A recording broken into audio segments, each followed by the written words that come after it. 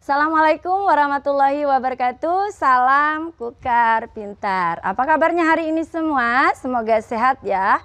Semoga kita selalu mendapat keberkahan dari Allah Subhanahu wa taala dengan apa yang segala kita lakukan. Bagaimana kabarnya? Semoga tetap semangat mengikuti pembelajaran pada hari ini. Ketemu lagi dengan Ibu Nur Apni Herniwati, masih pada mata pelajaran IPA kelas 9 semester ganjil. Pada pertemuan ketiga kali ini kita masih membahas pada bab 2, yaitu sistem perkembangbiakan pada tumbuhan dan hewan. Dengan submateri yang kita pelajari itu adalah penyerbukan, pembuahan, dan penyebaran biji. Adapun buku pendukung atau bahan ajar yang kita pakai masih menggunakan buku dari Kementerian Pendidikan dan Kebudayaan Republik Indonesia, buku IPA kelas 9 semester ganjil, baik buku guru, buku siswa revisi 2018. Oke, pada pembelajaran pada hari ini ada 4 tujuan yang insya Allah akan kita capai. Yang pertama, diharapkan peserta didik mampu menjelaskan proses tentang penyerbukan. Yang kedua, diharapkan peserta didik mampu menyebutkan macam-macam penyerbukan berdasarkan perantara dan asal serbuk sarinya. Yang ketiga, peserta didik diharapkan mampu menjelaskan tentang proses pembuahan, juga tentang proses penyebaran biji. Bagaimana anak-anak, sudah siap belajar? Kalau sudah siap, yuk kita lihat tayangan 2 gambar berikut ini. Ibu menayangkan ada 2 gambar. Gambar yang pertama itu adalah seekor lebah yang sedang hinggap di sebuah tumbuhan yang sedang memiliki bunga. Nah, bunganya sedang mekar kemudian dihinggapi oleh seekor lebah. Gambar kedua sama, ada dihinggap juga oleh seekor kupu-kupu. Perhatikan pertanyaannya, bagaimana proses penyerbukan bisa terjadi? Kemudian yang kedua, faktor apa saja yang mempengaruhi daripada gerak serbuk sari? Oke, perhatikan. Kalau sudah bisa menyimak gambar, yuk kita coba menjawab. Proses penyerbukan terjadi itu berasal dari jatuhnya serbuk sari ke kepala putik. Adapun faktor-faktor yang bisa menyebabkan gerakan dari serbuk sari itu adalah bisa karena faktor suhu, kemudian faktor umur daripada tanaman tersebut, bisa juga faktor daripada kelembaban lingkungan di mana tumbuhan itu hidup atau tumbuh.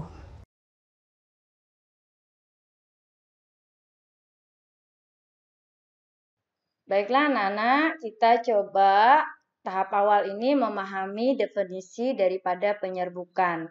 Apa itu penyerbukan atau polinasi? Itu diambil dari kata bahasa Inggris pollen yang artinya serbuk sari, yaitu peristiwa jatuhnya serbuk sari pada permukaan kepala putik.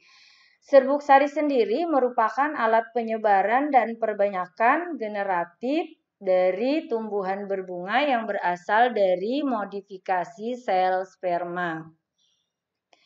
Selanjutnya kita memahami macam-macam penyerbukan. Penyerbukan pertama yang kita pahami adalah yang berdasarkan polinator atau perantara.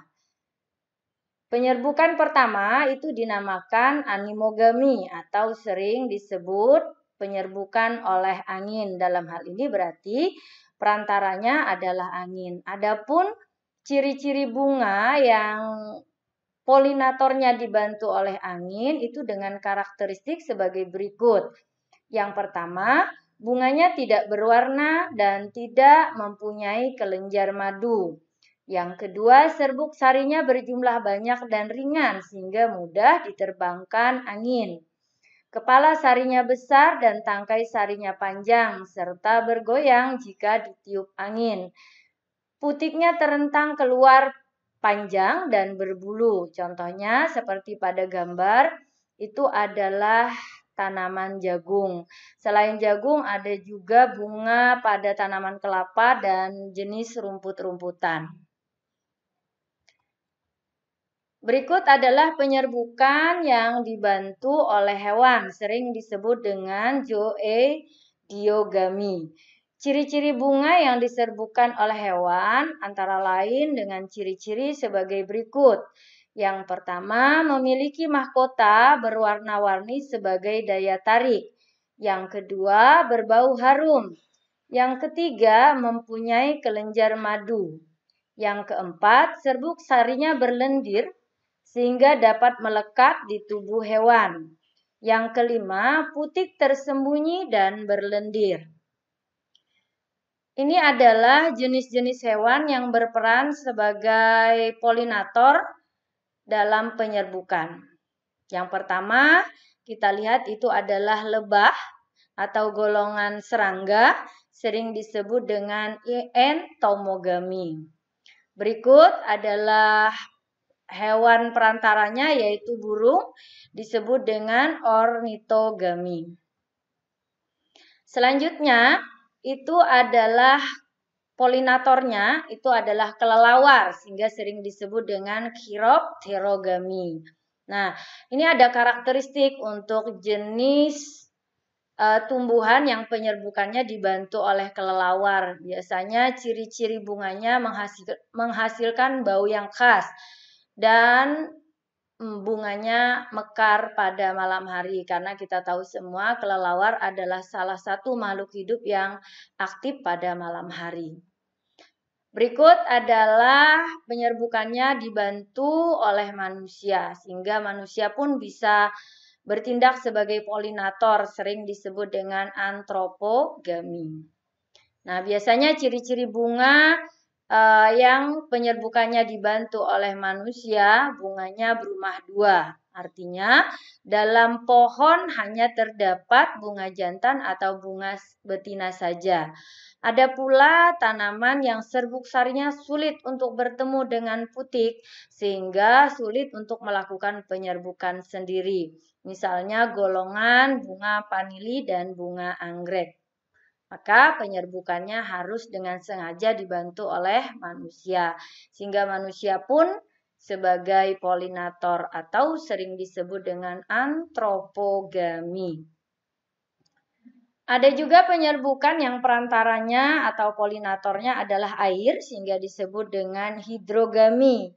Pada beberapa tumbuhan tertentu, penyerbukan dapat terjadi hanya dengan bantuan air sebagai perantara.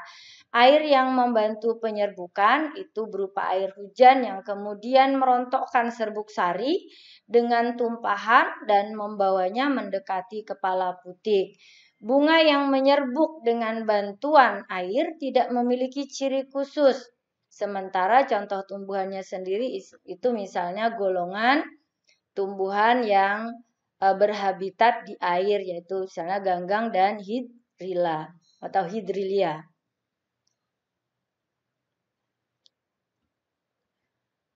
Berikut macam-macam penyerbukan kalau ditinjau atau dilihat berdasarkan asal serbuk sari. Perhatikan gambar. Itu ada kategori disebut penyerbukan sendiri, penyerbukan tetangga, penyerbukan silang, penyerbukan bastar. Nah, kita pahami dulu penjelasan masing-masing dari gambar tadi. Penyerbukan sendiri atau autogami adalah penyerbukan yang terjadi jika serbuk sari dan putik berasal dari bunga itu sendiri. Penyerbukan sendiri umumnya tidak menghasilkan keturunan yang bervariasi. Ciri-ciri bunganya termasuk bunga sempurna atau hermaprodit, memiliki kelamin ganda dalam satu bunga. Contoh tumbuhan yang dapat melakukan penyerbukan sendiri itu bunga turi, bunga sepatu, bunga telang, dan lain sebagainya. Berikut adalah penyerbukan tetangga atau sering disebut dengan geitonogami. Proses penyerbukan yang terjadi jika serbuk sari jatuh ke kepala putik bunga yang lain tetapi masih berada dalam satu tanaman. Penyerbukan tetangga terjadi karena bunga jantan dan bunga betina pada tumbuhan tersebut tidak berada dalam satu bunga. Contohnya pada bunga jagung dan bunga tanaman kelapa.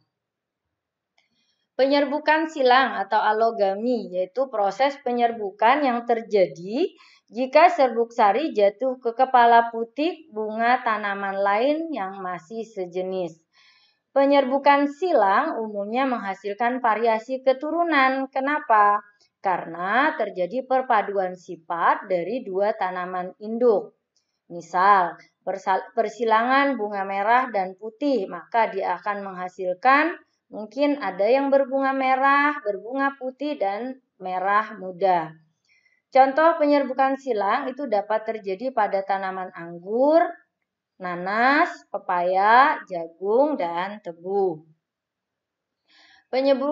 Penyerbukan bastar atau hybridogamy adalah penyerbukan yang terjadi jika serbuk sari jatuh di kepala putik pada bunga yang lain yang berbeda jenis. Ibu ulangi, penyerbukan bastar atau hybridogamy, penyerbukan yang terjadi jika serbuk sari di kepala putik pada bunga yang lain yang berbeda jenis tanamannya dan hanya dapat dilakukan pada tumbuhan yang masih dekat hubungan kekerabatannya. Contohnya penyerbukan bastar misalnya serbuk sari cabai atau cabai jatuh pada putik tomat atau sebaliknya. Selanjutnya kita coba memahami tentang pembuahan. Pembuahan pada tumbuhan berarti proses meleburnya atau menyatunya inti sperma dan ovum yang terjadi di dasar putik untuk membentuk embrio tumbuhan. Pada tumbuhan tingkat tinggi itu dikenal dua macam pembuahan yaitu pembuahan tunggal dan pembuahan ganda. Pembuahan tunggal umumnya terjadi pada jenis tumbuhan gymnospermae atau tumbuhan berbiji terbuka. Sedangkan pembuahan ganda itu akan terjadi pada tumbuhan angiospermae atau tumbuhan biji tertutup. Kita coba memahami lebih lanjut tentang pembuahan ganda. Pembuahan ganda itu adalah pembuahan pada tumbuhan angiospermae untuk membentuk embrio dan cadangan makanan atau endosperma. Kenapa disebut pembuahan ganda? Karena memang prosesnya terjadi dua kali proses pembuahan. Pembuahan pertama di mana peleburan inti generatif 1 dengan ovum atau sel telur membentuk zigot yang akan berkembang menjadi embrio. Peleburan inti generatif 2 dengan inti kandung lembaga sekunder itu membentuk endosperm atau cadangan makanan.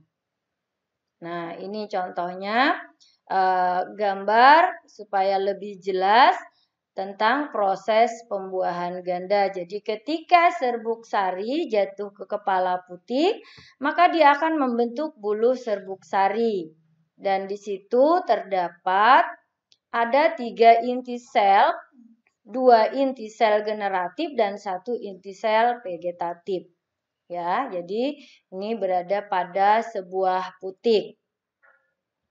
Nah, di putik tadi ini mengandung bakal biji dan bakal buah. Jadi kalau inti generatif 1 bertemu dengan ovum maka dia akan membentuk zigot. Sedangkan inti generatif 2 jika bertemu dengan inti kandung lembaga sekunder maka dia akan membentuk endosperm yang menjadi cadangan makanan untuk zigot tadi.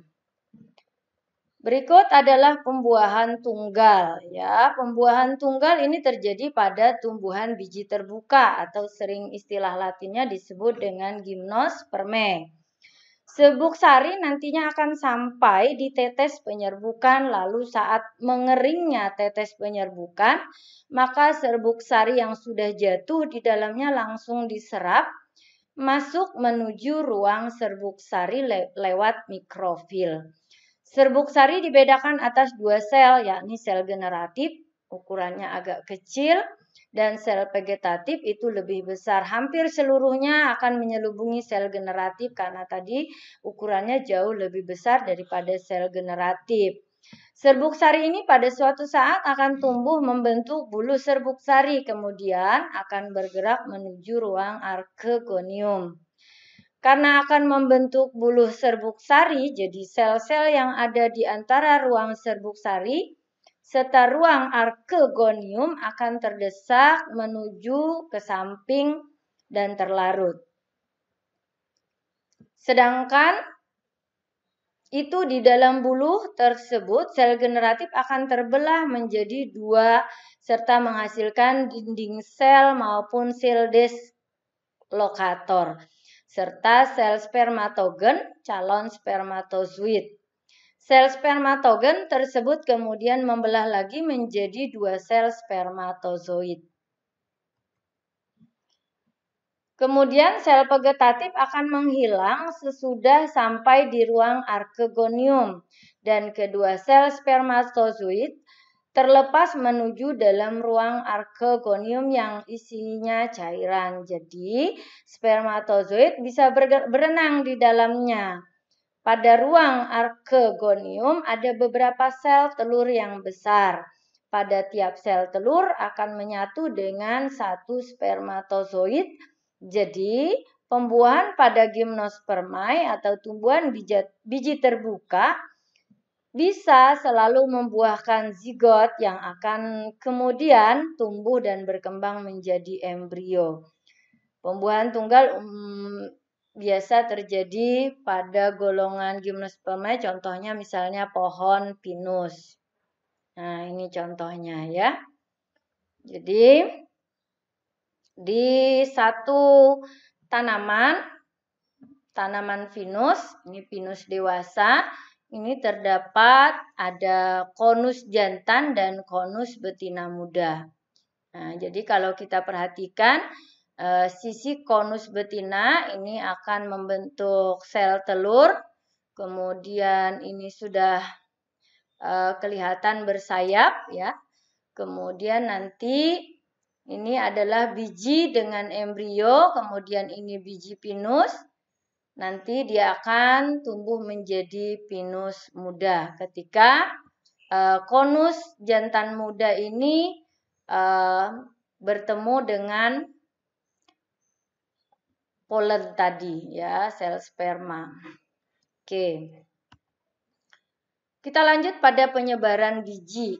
Penyebaran biji adalah pergerakan biji atau benih tumbuhan dari tumbuhan induknya. Pergerakan tumbuhan yang sangat terbatas membutuhkan vektor penyebar untuk memindahkan biji secara biotik maupun abiotik. Biji dapat disebar secara individual maupun dalam jumlah banyak sekaligus dan dapat bervariasi antara ruang dan waktu. Mekanisme penyebarannya memiliki peran penting dalam pendataan populasi dan struktur genetika dari populasi tumbuhan. Juga interaksinya dengan spesies lain. Gravitasi, angin, lontaran atau balistik, air, dan oleh hewan ada 5 cara utama penyebaran biji. Ya. Pertama, oleh angin atau sering disebut dengan anemokori. Ciri-ciri penyebaran biji yang dibantu oleh angin tentunya bijinya ringan, kecil, dan bersayap. Contohnya biji bunga dandelion ya. Biji yang ringan dan kecil tidak terlalu dipengaruhi oleh gaya gravitasi bumi, apalagi dengan keberadaan sayap pada biji membantu biji mudah terbawa angin. Arah gerak biji biasanya mengikuti arah gerak angin. Berikut adalah air. Penyebaran biji bisa juga terjadi melalui air ya, atau sering disebut dengan hidrokori. Ciri tumbuhan yang penyebarannya dengan cara ini tentunya hidupnya di dekat atau di daerah perairan, misalnya di pantai, ataupun tumbuhan yang hidup di air. Contohnya pohon kelapa, tanaman bakau, dan lain sebagainya. Nah, ini hewan atau beberapa hewan yang bertindak sebagai penyebaran biji, seperti terlihat pada tayangan. Itu ada burung yang sering disebut dengan ornitokori, Ada golongan serangga entomokori. Penyebaran biji dengan perantara burung. Tumbuhan yang penyebarannya dengan cara ini adalah tumbuhan yang buahnya menjadi makanan burung tentunya. Tetapi bijinya tidak dapat tercerna. Biji tersebut akan keluar dari tubuh burung bersamaan dengan kotoran burung. Selain burung dan golongan serangga, ada juga golongan mamalia, mamokori. Kemudian manusia juga bisa bertindak sebagai penyebaran biji, antropokori. Kemudian kelelawar, kerepterokori ya. Proses penyebaran dengan cara ini dapat terjadi secara sengaja atau tidak sengaja. Penyebaran biji yang secara tidak sengaja itu dilakukan oleh manusia apabila biji tumbuhan tersebut memiliki struktur yang mudah melekat pada pakaian. Nah, terakhir adalah perhatikan lembar kerja peserta didik. Lihat gambar, mengapa lebah atau hewan lain mendatangi bunga? Apa yang diambil lebah dari bunga tersebut? Apa manfaat keberadaan lebah bagi bunga? Apakah hanya lebah atau hewan lain yang menjadi perantara penyerbukan? Nah, kemudian ini lanjutan daripada kegiatan LKPD pada materi ini. Ada beberapa diminta kalian ingin menyebutkan nama tumbuhannya apa yang tersaji pada gambar. Kemudian bagaimana karakteristik bunganya. Kemudian apa yang bertindak sebagai polinator atau perantaranya gitu. Nah, ini adalah tugas dalam penyebaran biji. Sama, kalian diminta untuk menuliskan nama-nama tumbuhan yang tersaji pada gambar, kemudian karakteristik atau ciri tumbuhan tersebut, kemudian bagaimana cara biji disebarkan atau cara penyebaran bijinya. Nah, ini adalah mind mapping atau peta konsep atau peta pikiran supaya lebih melekatkan ingatan kita terhadap materi yang barusan kita pelajari ya. Jadi silahkan diperhatikan dan dilengkapi mind mapping berikut ini. Baiklah anak-anak, bagaimana paparan Ibu tadi? Semoga bisa dipahami ya pembelajaran kita pada hari ini. Sebelum Ibu tutup, mari kita simpulkan apa yang sudah kita pelajari pada hari ini. Yang pertama, pengertian tentang penyerbukan. Penyerbukan adalah proses sampainya serbuk sari ke kepala putik atau jatuhnya serbuk sari ke kepala putik. Nah, jatuhnya serbuk sari ke kepala putik, penyerbukan dibedakan menjadi dua, ada yang dikelompokkan berdasarkan asal serbuk sari, sehingga ada istilah penyerbukan sendiri, penyerbukan tetangga, penyerbukan silang, dan penyerbukan bastar. Ada juga yang berdasarkan polinator atau faktor perantara, penyebab sampainya serbuk sari ke kepala putik. Ya, ada yang disebabkan oleh angin sehingga disebut dengan animogami, ada juga yang oleh air hidrogami, ada juga yang oleh hewan disebut dengan zoogami. Hewan juga sudah kita paparkan tadi di awal, ada beberapa hewan yang berperan dalam bertindak sebagai polinator. Ada juga dalam hal ini polinator itu oleh manusia sehingga disebut dengan antropogami. Kemudian setelah kita memahami penyerbukan, ada lagi peristiwa pembuahan. Nah, pembuahan atau istilahnya sering disebut dengan fertilisasi. Jadi fertilisasi itu adalah bertemunya sudah dua sel sperma, sel kelamin jantan dan sel kelamin betina. Nah, pembuahan yang terjadi di sini ada yang dinamakan pembuahan tunggal. Nah, itu umumnya terjadi pada tumbuhan biji terbuka yaitu gimnospermae. Ada pembuahan ganda itu terjadi pada tumbuhan biji tertutup atau angiospermae. Begitu juga dengan penyebaran biji. Penyebaran biji itu adalah pergerakan biji atau benih tumbuhan dari tumbuhan induknya. Sehingga berdasarkan itu ada juga yang dinamakan faktor penyebabnya itu adalah oleh angin, oleh air, dan juga oleh hewan. Mungkin itu saja pembelajaran kita pada hari ini. Semoga selalu membawa kebermanfaatan. Ibu akhiri Dan Ibu ucapkan terima kasih. Wassalamualaikum warahmatullahi wabarakatuh. Salam Kukar Pintar. Terima kasih.